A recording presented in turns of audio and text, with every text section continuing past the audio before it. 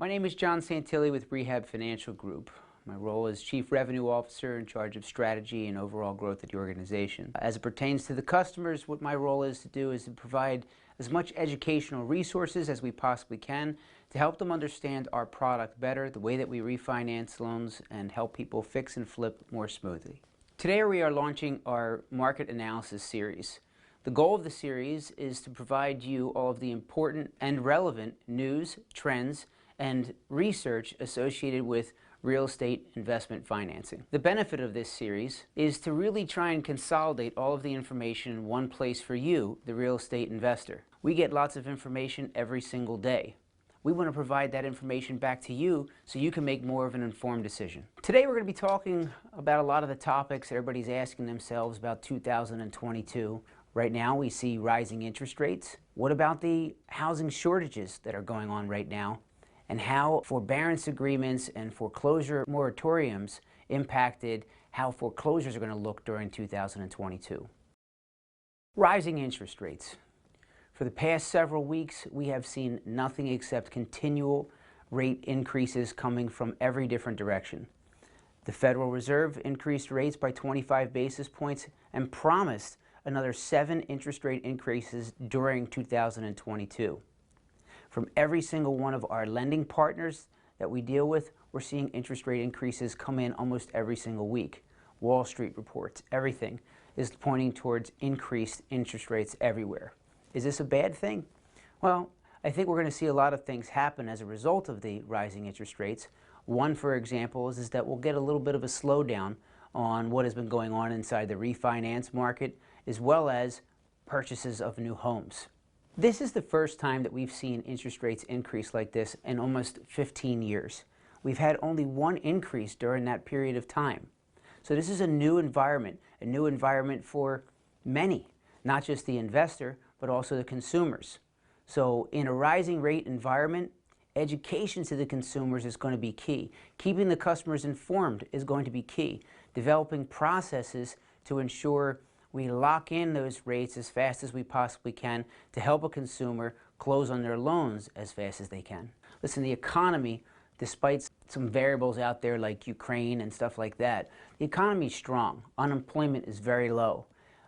Consumers have their war chest built up. So we do not see that people are going to slow down with spending their money. They're just going to be more careful. So what does that mean? We do suspect that most of the refinancing that has happened in the marketplace will continue to slow. Predictions are saying that that's going to fall by 30, 40, even 50%. As far as home purchases, the home purchases have already been slowed because of the lack of inventory. Consumers are going to be a little bit more leery about spending more money on the higher interest rates, on the higher monthly payment, and buying that house. It's going to be a little bit slower. Housing availability is still really short. The fact is that the supply cannot keep up with the demand. From the things that we're reading, houses are about 4 or 5 million houses less than the demand right now. A lot of that comes because of the manufacturing. The home builders slowed down in 2008 through 2010, 12, and it was even further impacted by the pandemic. Now, with low interest rates and people really coming to the market, they just can't keep up with it. In addition to all of that, millennials are now starting to come to age where they're buying houses, and there's just not enough houses available.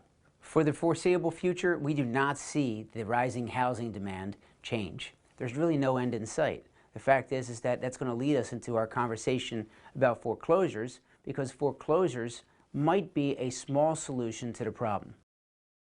In 2008 and 2010, foreclosures spiked to astronomical levels.